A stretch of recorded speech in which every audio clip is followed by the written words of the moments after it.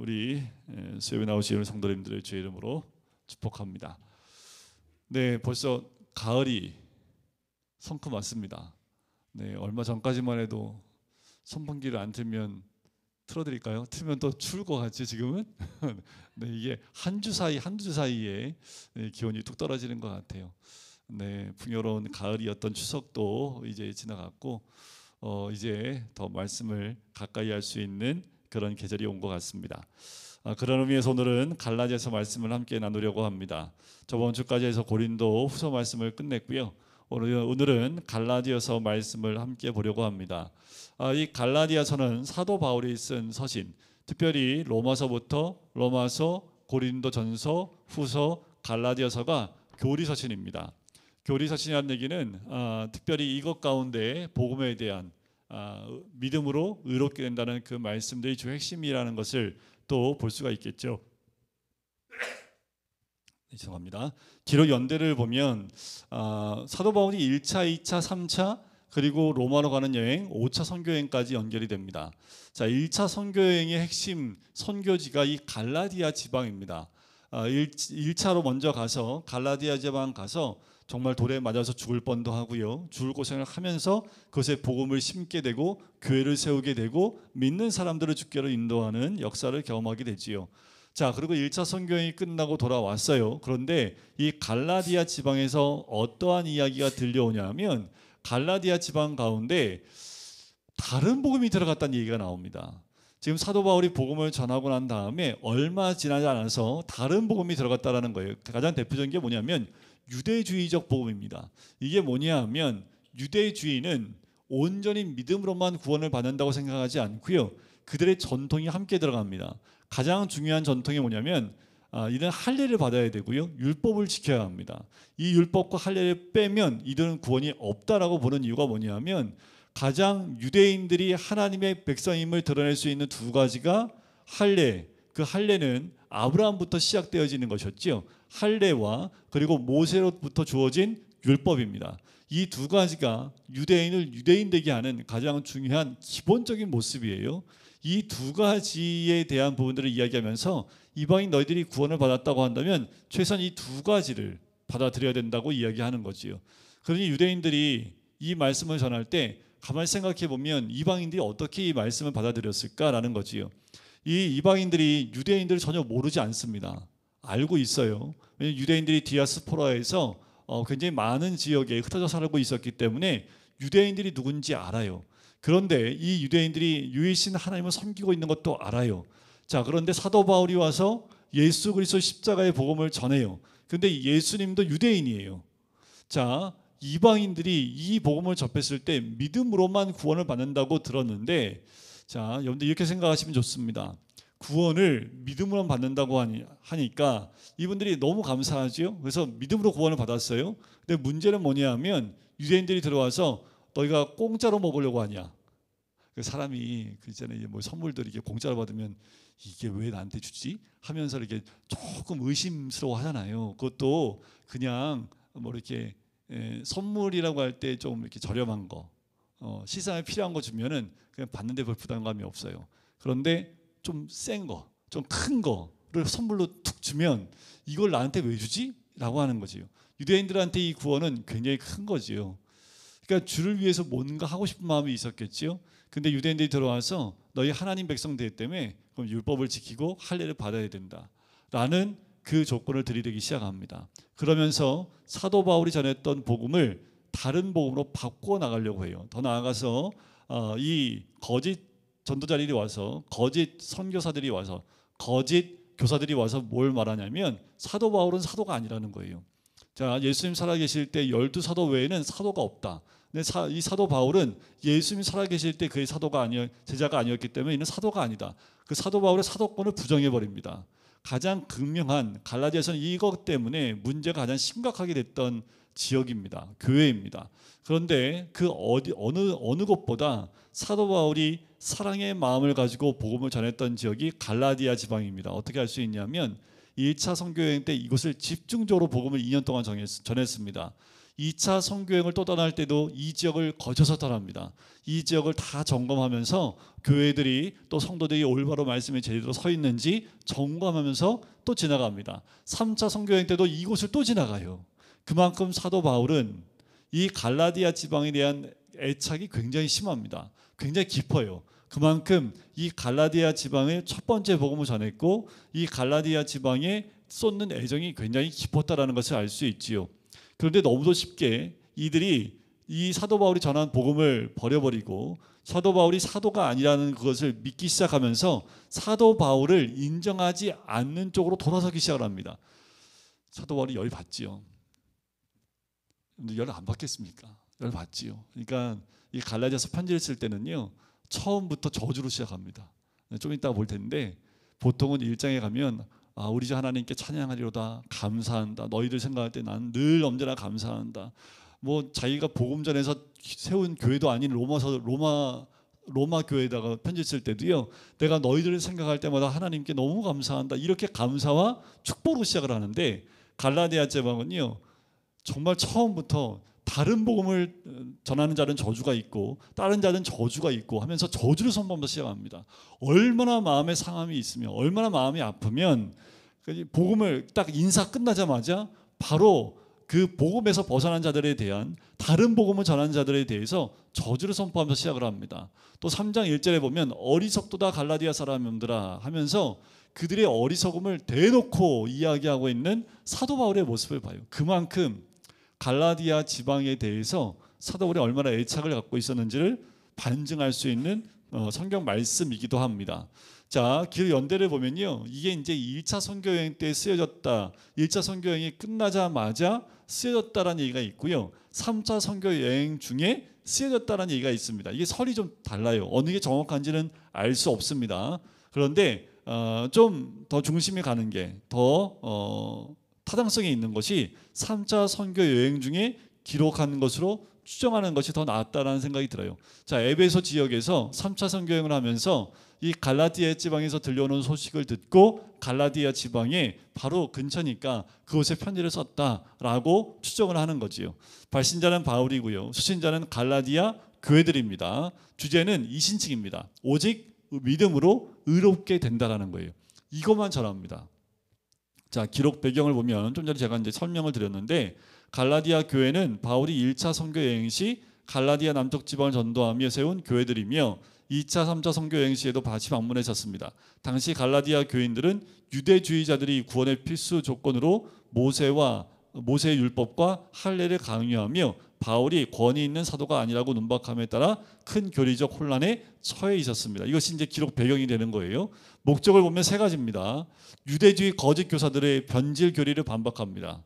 뭐가 진짜 교리이고 진짜 복음인지를 다시 한번 이 갈라디아서 짧은 6장 가운데 몇 장, 한 장 정도로 취약해서 설명하고 있는 것을 봐요. 그러니까 2장 후반부부터 3장까지 4장에서는 그 복음의, 율법과 복음의 상관성을 또 설명을 합니다. 굉장히 짧게 기록하고 있는데 이 안에 로마서에 기록하고 있는 교리적인 모든 것들을 압축해서 담고 있다라고 보시면 됩니다. 그래서 유대주의가 전하는 거짓 교사들의 변진될 교리가 무엇이고 이게 왜 잘못됐는지를 갈라디아 지방 사람에 있는 교인들한테 전하는 거지요. 또 할례나 율법이 아닌 오직 믿음으로 구원에 이르는 복음의 순수성을 강조합니다. 복음, 구원에는 다른 것이 들어갈 수 없다라는 거예요. 할례도 들어갈 수 없고요, 또 율법도 들어갈 수 없다라는 겁니다. 오직 구원은 믿음으로만 된다는, 이게 아주 복음의 순수성에 대한 부분을 굉장히 강조하고 있고, 대표적으로 율법에 대한 부분을 얘기하면서 또 아브라함을 얘기하면서 이 복음의 순수성을 더 강조를 합니다. 그리고 더 나아가서 바울의 사도권을 변호합니다. 왜요? 지금 다 좋은데 사도 바울의 사도권이 부정이 되면 사도 바울이 전하는 복음의 권위가 떨어지게 됩니다. 그래서 그것을 목적하에 유대주의 거짓 교사들이요, 바울의 사도권을 부인하고 다니는 거예요. 그러니까 사도 바울이요, 자신의 사도권을 인정하고 사도권을 변호할 수밖에 없습니다. 이것이 무너져 버리면 자신이 전한 복음의 권위가 떨어지기 때문에 자기의 사도권이 얼마나 자기로부터 어떻게 이 사도권을 받았는지에 대한 부분을 1장부터 그 내용을 설명을 하고 있습니다. 1장과 2장 중간 부분까지 자신의 사도권에 대해서 자세하게 한 5가지로 나눠서 설명하고 있는 것을 보게 돼요. 자, 특징을 보게 되면 강한 어조로 그릇된 교리를 척결합니다. 그럴 수밖에 없지요. 아까 제가 그랬죠. 많이 화가 났을 거라고. 그리고 이건 전투적입니다. 복음과 진리와 비진리의 싸움이기 때문에 사도 바울이 여기서는 물러서지 않습니다. 진리에 대해서는 뒤로 물러서지 않아요. 굉장히 강한 어투로 이 갈라디아서를 썼다라는 것을 볼 수 있습니다. 두 번째는 바울의 자서전적 서신, 바로 사도직 변호를 위한 강한 어조가 고린도후서와 유사한데, 고린도후서에도 사도권에 대한 부분, 변호하는 부분이 나온다고 말씀을 드렸죠. 자, 소로마서라고도 합니다. 율법, 믿음, 복음, 성령, 이신칭 등의 구원론적 주제가 로마서와 굉장히 유사하다라는 것. 그리고 기독교 자유 대헌장 5장에 나옵니다. 기독교의 독립선언서라고 할 만하다. 믿음으로 말미암은 성도의 참 자유를 증거합니다. 그리고 안디옥 개바 면책 사건이 있는데요. 베드로를 책망하는 사건. 그것도 사도 바울의 사도권을 인정하는, 사도권에 대해서 이렇게 변호하는 마지막 내용이 안디옥 교회에서 사도 바울, 사도 베드로를 책망하는 사건을 이야기를 합니다. 이걸 통해서 얘기하려는 건 뭐냐면, 자기가 받은 복음이 베드로나 다른 사도들에 의해서 받은 것이 아니라 독자적인 복음의 순결성을 강조하는 거예요. 베드로가 잘못하는 부분에 대해서 한참 어린, 베드로보다 이 수제자잖아요. 수제자였던 베드로를 책망할 만큼 복음 가운데 서 있었던 사람인 것을 이 사건을 통해서 증명하면서 이야기하고 있다라고 보시면 됩니다. 자, 우리 한번 내용으로 가볼까요? 갈라디아서 1장을 펴보겠습니다.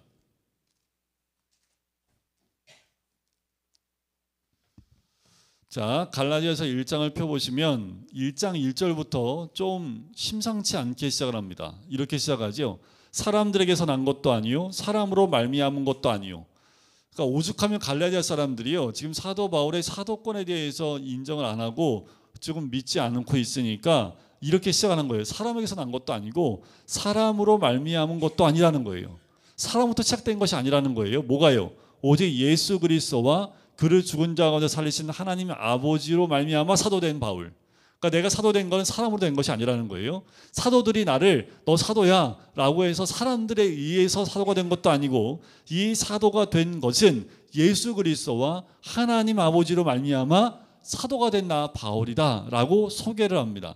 다른 서신서와는 좀 다르게 접근하고 있는 모습을 보게 되지요. 자, 앞에서 간단하게 이제 인사를 하면서 4절에 보면 이렇게 얘기합니다. 그리스도께서 하나님 곧 우리 아버지의 뜻을 따라 이 악한 세대에서 우리를 건지시려고 우리 죄를 대속하기 위하여 자기 몸을 주셨으니 영광이 그에게 세세토록 있을지어다 하면서 아멘 하면서 하나님께 영광 올려드리고, 이제 본격적으로 이 서신의 시작을 6절부터 하게 되는 거지요. 자, 시작하면서부터 일단은 예수 그리스도의 대속에 대한 부분들을 영광 올려드리고 시작을 합니다. 자, 그러면서 6절을 보세요. 이렇게 6절부터 10절까지가 이 편지를 쓰게 된 동기입니다. 그리스도의 은혜로 너희를 부르신 이를 이같이 속히 떠나. 그러니까 뭐예요? 이들이 복음을 떠나버렸다라는 거예요. 자, 뭐 때문에요? 다른 복음을 따르는 것이라는 거지요. 다른 복음. 고린도후서에도 나왔습니다. 다른 복음이라는 단어가. 근데 여기 갈라디아서 시작하자마자 다른 복음을 따르는 것을 내가 이상하게 여기노라. 이 다른 복음이 뭐라고요? 율법 그리고 할례를 의미합니다. 유대주의자들이 말하는 그런 복음이에요. 7절에 다른 복음은 없다라고 얘기하는 거지요. 다른 복음은 있을 수 없다라는 거예요. 그러면서 그리스도의 복음을 변하게 하려 함이라는 거지요. 복음을 바꾸려고 하는 의도가 있다라는 거예요. 8절, 그러나 우리나 혹은 하늘로부터 온 천사라도 우리가 너희에게 전한 복음 외에 다른 복음을 전하면 뭘 받을지어다? 저주를 받을지어다. 이게 지금 사도 바울 편지 가운데 저주를 말하는 게 갈라디아서밖에 안 나옵니다. 그러니까 굉장히 강한 어조로 좀 책망하고 있는 거예요.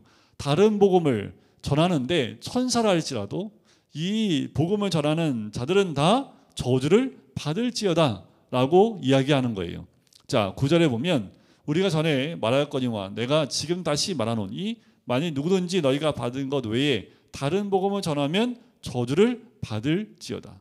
그래서 저주를 반복해서 얘기하고 있죠. 그만큼 엄중하게 얘기하고 있는 거예요. 너희들이 어떻게 복음을 쉽게 떠나고 다른 복음을 이렇게 잘 받아들이느냐, 전하는 자나 받는 자나 다 저주를 받을 수밖에 없다라는 거지요. 왜요? 믿음에서 떠나버리니까. 10절에 보면 이제 내가 사람들에게 좋게 하랴 하나님께 좋게 하랴. 자, 사도 바울이 복음을 전하는 것이 사람에게 좋게 하려고 전한 것 아니라는 거지요.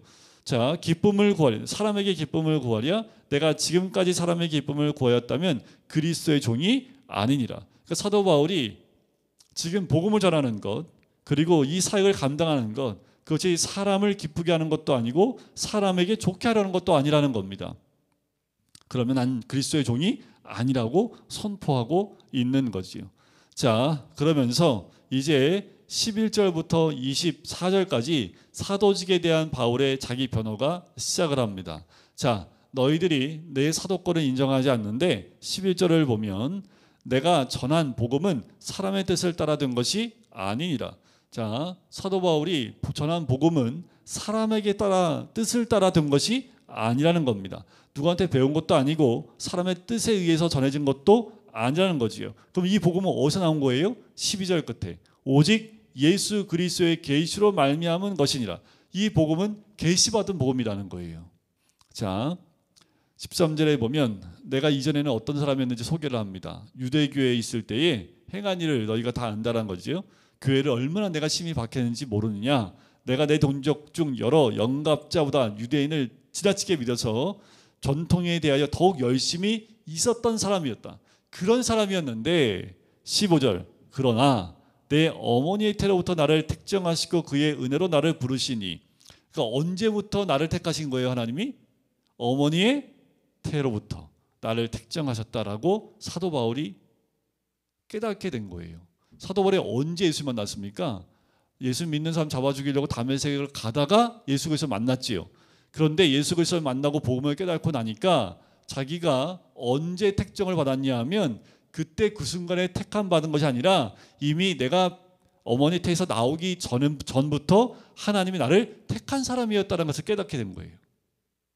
자, 우리가 이렇게 예수 그리스도를 믿는 믿음 가운데 있는 것은 우리가 누구에서 믿는 것이 아니라 이미 우리가 어머니 태로부터 이미 택함 받은 사람으로 이 땅에 태어나서 하나님의 택하신 바대로 우리가 주님께 불림받고 구원받은 백성이 되었다라는 거지요. 이것이 사도 바울의 첫 번째 사도권을 변증하는 첫 번째 이야기입니다.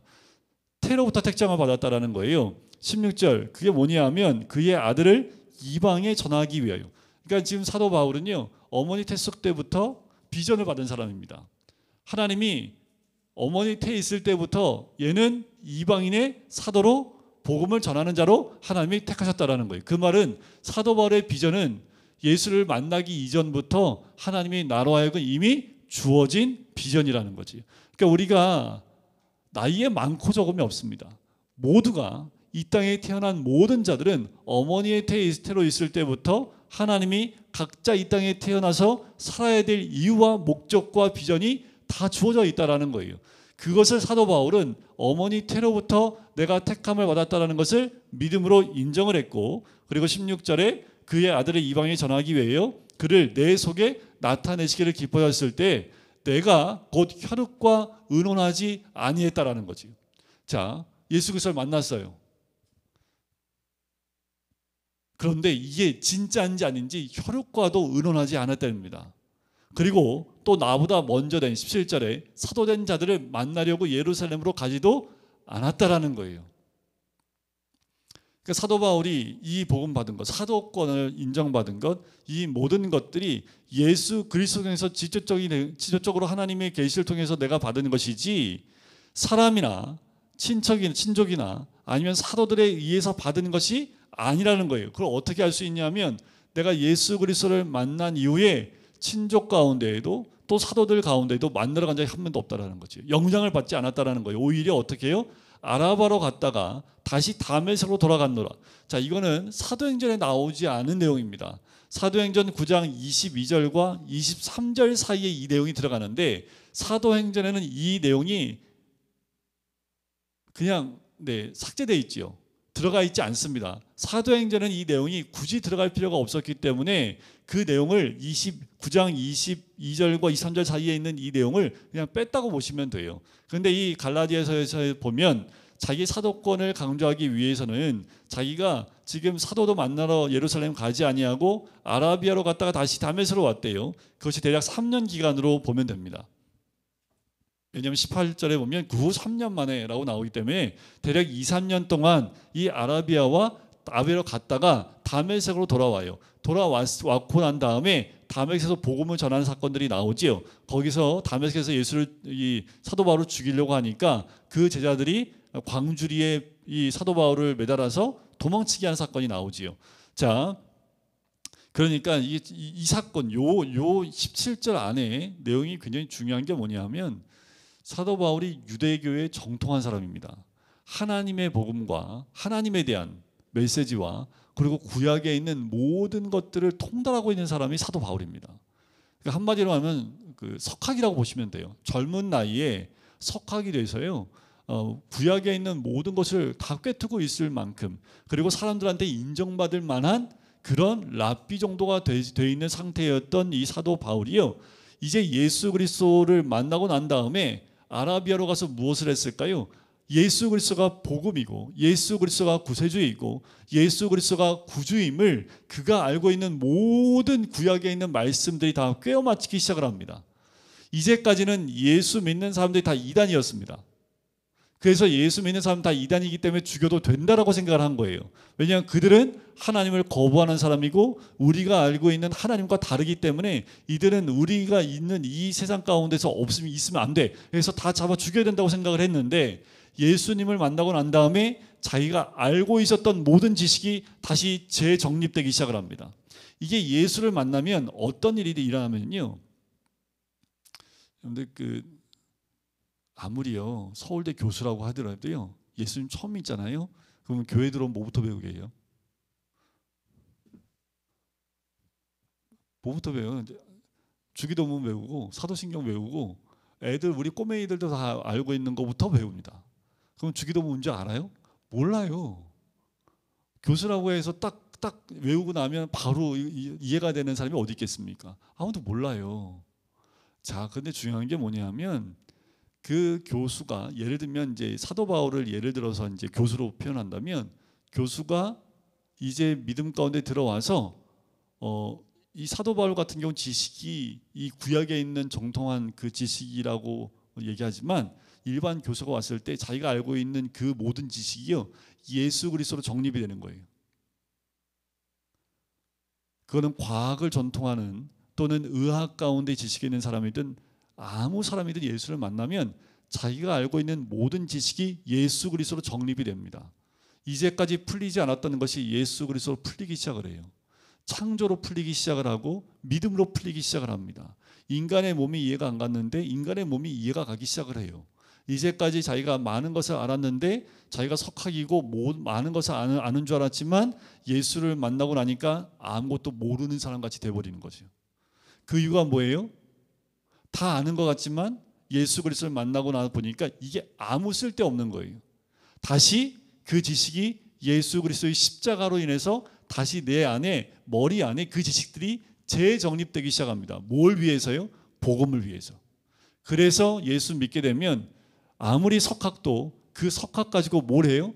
복음을 전하는 일에 사용하기 시작을 합니다. 그게 왜요? 자기가 그것을 배운 이유가 뭘까요? 예수 만나기 전에 그렇게 많은 지식을 쌓은 이유가 뭐예요?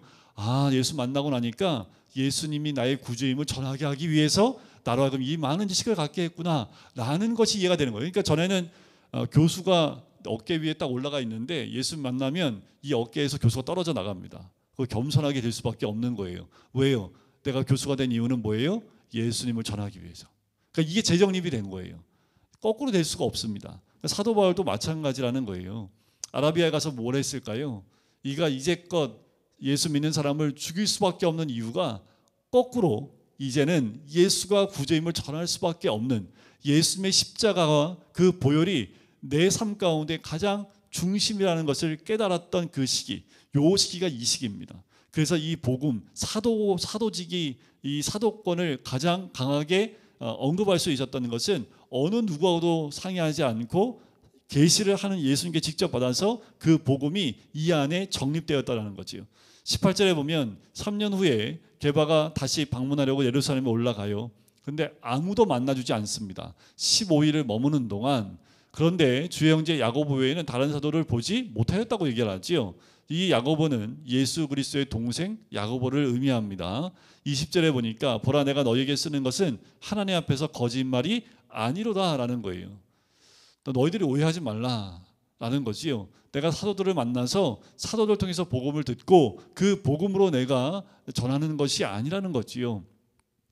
자, 그 후에도 수레와 길리기아 지방에 이르렀으나 그리스도 안에 있는 유대의 교회들이 나를 어글로는 알지 못하고 다만 우리를 박해하던 자가 전에 멸하려던 그 믿음을 지금 전한다함을 듣고 나로 말미암아 하나님께 영광을 돌리니라. 오히려 사도 바울이 사울이었을 때 예수 믿는 사람을 잡아 죽이려고 했던 사람이 변화되어져서 이제는 예수 위에서 복음을 전하는, 목숨을 걸고 복음을 전한다는 이야기를 듣고 하나님께 영광을 돌리는 사건들이 있었다라는 거지요. 뭐 이런 사건들은 현대에도 동일하게 드러납니다. 소소하게는 뭐예요? 가정 안에 예수 못 믿게 했던 그 사람이 갑자기 예수님 믿고 난 다음에 확 바뀌어서 오히려 나보다 더 열심히 복음 전하기 시작을 해요. 이런 사건들이 있을 수 있지요. 가정에서 일어나고 있고, 이건 가정뿐만 아니라 한 민족 가운데도 일어나고 있는 사건들입니다. 자, 이런 것들이 복음 전하는데 굉장히 큰 역할이 되고, 이 이야기를 하는 이유는 뭐냐 하면 사도 바울이 이렇게 된 것을 어떻게 해요? 많은 사람들이 보고 알고 있었다라는 거지요. 자, 2장에 넘어가면 1절에 보면 이렇게 시작하죠. 14년 후에 내가 바나바와 함께 디도를 데리고 다시 예루살렘에 올라갔나니. 자, 2절에 보면 계시를 따라 올라가 내가 이방 가운데에서 전파하는 복음을 그들에게 제시하되 유력한 자들에게 사사로이 하는 것은 내가 다름질하는 것이나 다름질하는 것이 헛되지 않게 하려 함이라라는 거지요. 자, 가서요. 여러분들 이거 기억하실지 모르겠지만 사도행전에 보면 1차 선교여행 끝난 다음에 문제가 생겼습니다. 좀 전에 말씀을 드렸던 이 유대기의 기독교인들이 그게 복음이 아니라 그들도 이방인들 가운데에도 할례를 받게 하고 또 율법을 지켜야 해야 된다. 이것 때문에 논쟁이 있었지요. 그때 사도 바울이 그들과 논쟁하면서 결론 내렸던 내용들이 사도행전 15장에 등장을 합니다. 그러니까 사도 바울은 절대로 뒤로 물러서지 않습니다. 율법이나 할례로 이 복음이 변질될 수 없기 때문에 그래요. 자, 3절에 그러나 나와 함께 있는 헬라인 디도까지도 억지로 할례를 받지 않게 하지 아니하였으니, 그러니까 같이 왔던 디도에게도, 이 디도는 딱 보니까 정통 유대인이 아니었던 거지요. 그래서 아마도 디도도 디모데와 같이 그 아버지가 이 헬라인이고 어머니가 유대계이지 않을까라는 생각이 들어요. 그러니까 아직 할례를 받지 않은 상태이지요. 근데 할례를 받지 않게 했다라는 거예요. 왜냐하면 4절에 가만히 들어온 거짓 형제들 때문이라. 그들이 가만히 들어온 것은 그리스도 예수 안에서 우리가 가진 자유를 엿보고 우리를 종으로 삼고자 함이다라는 거지요. 만약에 디도로 하여금 할례를 받게 했다면 어떤 이야기가 나올까요? 거봐라, 사도 바울도 할례를 받게 하지 않느냐 하면서 너희도 할례를 받아야 된다라고 이야기해서 자유를 빼앗으려고 하기 때문이라는 거지요. 자, 이 할례가요, 당시에 그 헬라인들한테 왜 문제가 심각했냐면, 당시에 이 복음이 들어오기 전에 헬라 사람들은요, 남자들이 할례 받는 것을 미개한 것으로 봤습니다. 그래서 복음이 여인들한테 더 빨리 들어갈 수밖에 없었던 거고요. 그리고 이방인들한테 사도 바울의 복음이 굉장히 또 은혜가 됐던 거 뭐냐면, 그것 때문에 걸림돌이 많이 됐는데, 할례를 받지 않으면 안 된다고 하는데, 그러면 안 된다고 하는데 이 할례 받는 것 때문에 굉장히 많은 걸림돌이 됐는데, 사도 바울은 그게 소용이 없고 오직 믿음으로만 가능하다고 하니까 이 헬라인 남자들이 굉장히 큰 은혜 받고 믿음으로 주께로 많이 돌이킨 거지요. 그런데 사도 바울이 디도로 하여금 할례 받게 하면요, 다 할례 받아야 되잖아요. 그것도 문제가 또 심각해지겠지요. 또 사도 바울이 전하는 복음이 변질된 모습으로 드러나겠지요.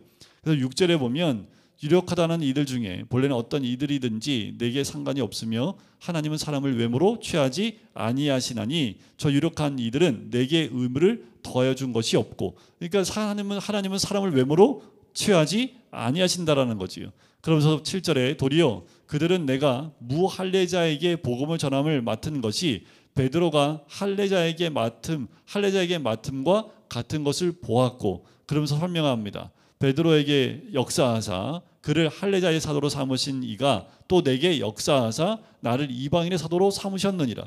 굉장히 중요한 이 포인트를 8절에서 얘기하는데, 베드로는 주로 유대인들한테 복음을 전했습니다. 자, 역사하사라는 그 말은 에네르게시스라는 단어를 씁니다.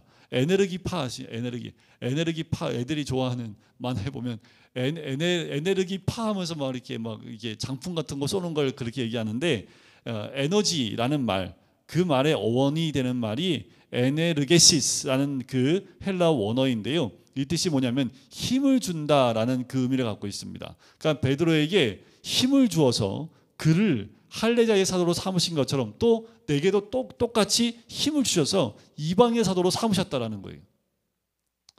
자, 그러니까 사도 바울이 계속 자기의 사도권이 얼마나 중요한지, 그리고 자기 사도의 직분이 자기가 받고 싶어서 한 것이 아니라 하나님부터 주어진 그 직분이라는 것. 또 9절에 보면 또 기둥같이 여기는 야고보와 게바와 요한도 내게 은혜 주신 것을 알므로, 자, 이 세 명도, 그러니까 예수님이 그 형제였던 야고보, 또 게바, 베드로, 또 사도 요한도 내게 주신 은혜를 알므로 나와 바나바에게 친교의 약속을 하였으니라는 거지요.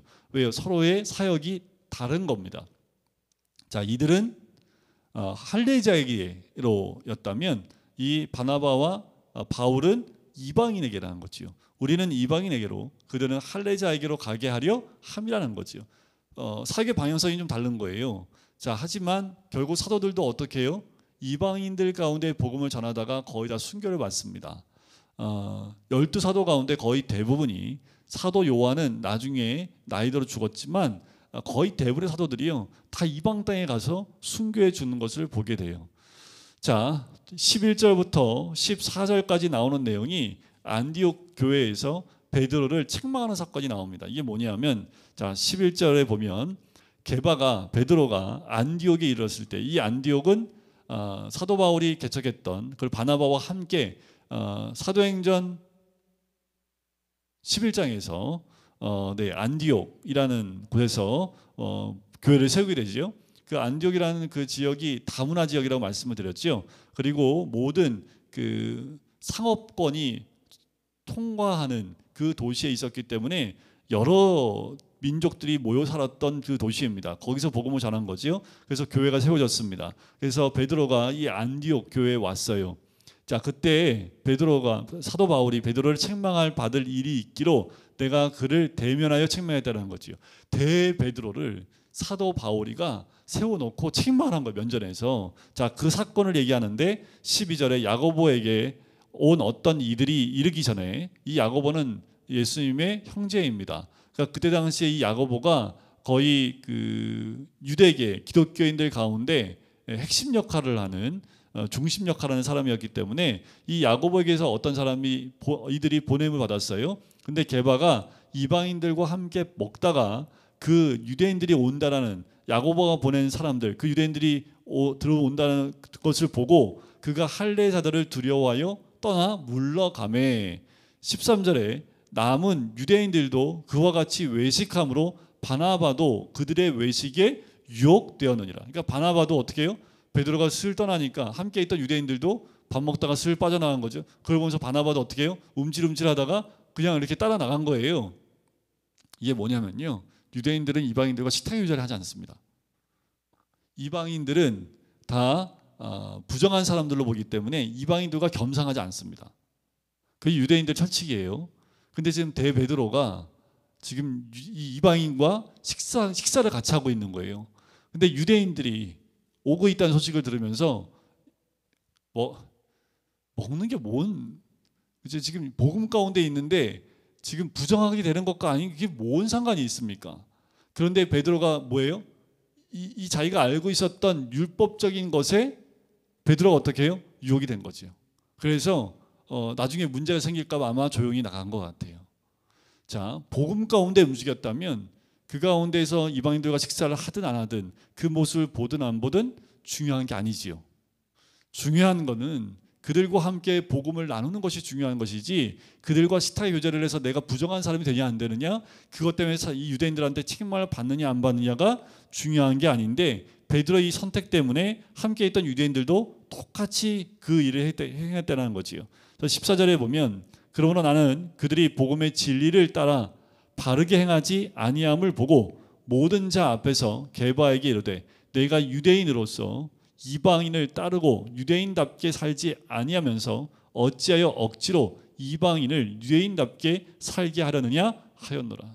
정확하게 그 베드로의 잘못을 사도 바울이 지적을 합니다. 이방인들로 하여금 유대인답게 어떻게 살려고 하느냐라는 거예요. 잘못됐다라는 거죠. 복음을 따라 살아야지 어떻게 유대인들을 따라 살게 하려고 하느냐. 그게 잘못됐다라는 거예요. 지금 네가 복음을 따라 살았다면 지금 너의 선택은 이런 선택이 나오면 안 된다라는 거지요. 그런데 우리가 평상시의 삶 가운데에도 전통을 따라 사는 경우가 있습니다. 그러니까 우리나라 전통이 뭐예요? 유대교죠. 유대교가 아니다. 유교죠. 유교. 그래서 이런 말이 있어요. 유독교라는 게 있어요. 유독교. 유독교가 뭔지 아세요? 유독교? 기독교와 유교가 아주 교묘하게 이렇게 붙어 있어 가지고요. 이게 예의는 있어야 돼요. 근데 성경 복음의 복음적인 어떤 예절이어야 되는데, 우리가 옛날부터 그냥 그 부모한테 배운 그 유교 사상들이 우리 삶 가운데 그냥 젖어 있기 때문에 유교 사상과 맞지 않은 기독교의 진리들을 슬 배격을 합니다. 그리고 교회 안에 유교적인 어떤 그 색깔들이 너무도 강한 거예요. 유교 색깔이 강한 지역에 가면은 이게 굉장히 심화됩니다. 이 얘기 들어보세요. 불도교도 있습니다. 불도교. 불교와 기독교가 아주 교묘해요. 치성 드리는 게 불교지요. 근데 교회 안에도 치성 드리는 게 너무도 깊숙이 들어가는 게 이게 기독교인지 불도교인지 이해가 안 되는 이상한 종교로 바뀌어버린, 그러니까 복음 가운데 있지 못하고 우리가 기존 가운데 처음부터 태어날 때부터 기독교 집안에서 태어났으면 덜한데, 그런데 이런 거 있잖아요. 우리가 일제시대 36년 동안 있으면서 아직까지도 그 잔재가 남아있다고 하지요. 그러니까 우리가 이 기독교의 복음의 진리 가운데 오랫동안 살아도 부모로부터 내려받은 불교 사상이나 유교 사상들이 있다면 이것이 기독교적인 어떤 그 복음 가운데서 완전히 제거됨에도 불구하고 그 색깔이 그대로 남아서 교회 안에 스며들어와 있다라는 거예요. 그러니까 이게 우리도 모르는 사이에 그냥 그런 것들이 툭툭 튀어나와요.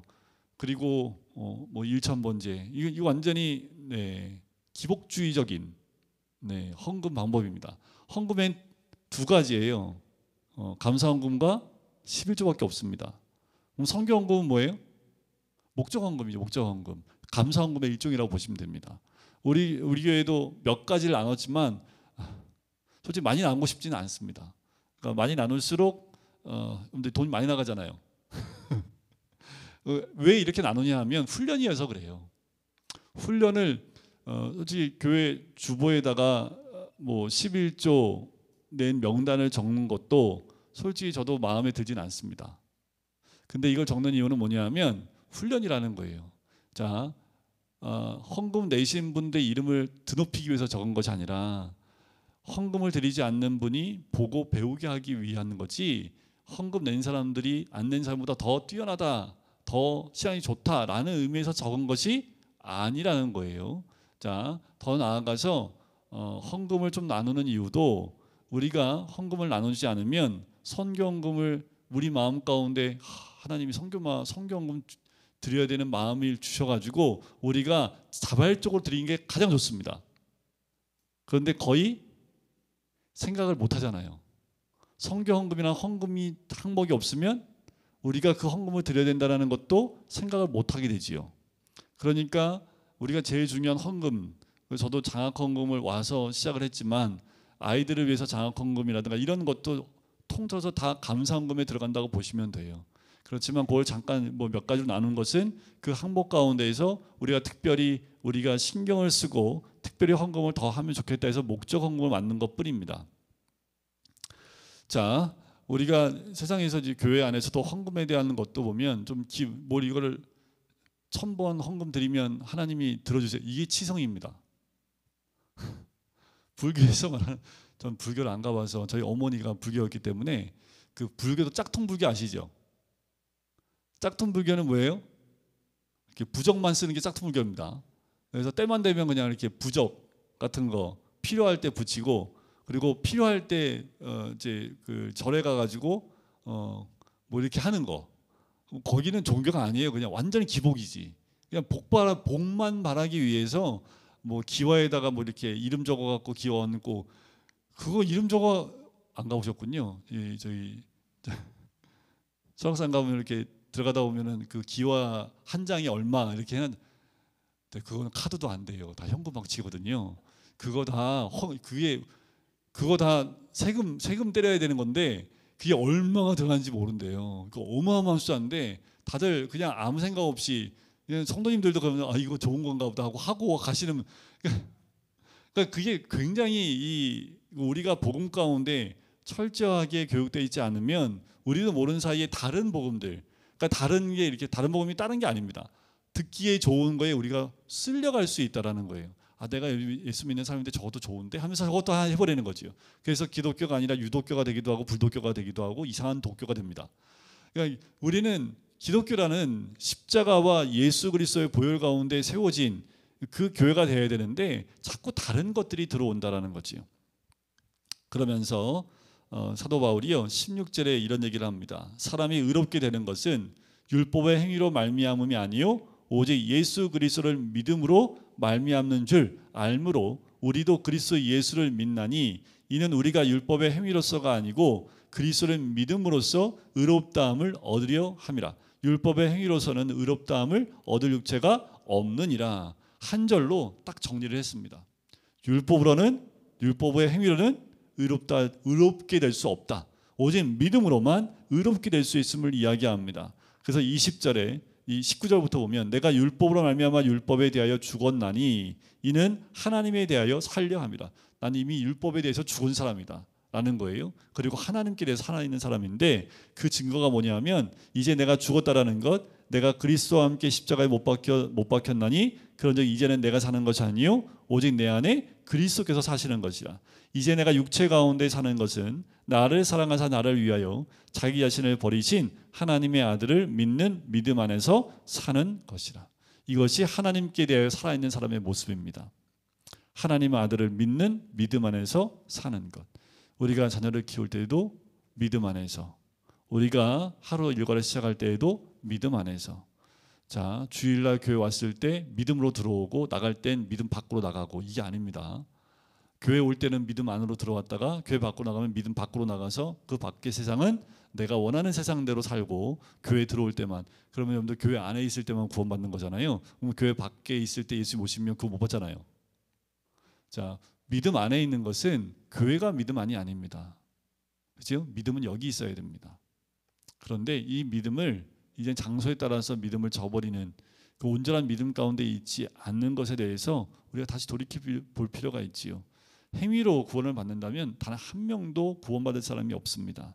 자, 사도 바울이 고백한 것처럼 이제 내가 사는 것이 아니라 나를 사랑하사 나를 위해 자기 자신을 버리신 하나님 아들을 믿는 믿음 안에 사는 것입니다.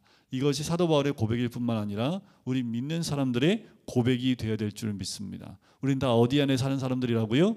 바로 하나님 아들을 믿는 믿음 안에 사는 사람들. 왜요? 우리는 이미 예수 그리스도와 함께 십자가에 죽은 자가 되었기 때문에. 다 우리 십자가에 다 죽은 사람들입니다. 그래야 예수 그리스도의 생명이 내 안에 들어올 수 있기 때문에 우리는 십자가에 다 못 박혀 죽은 사람들입니다.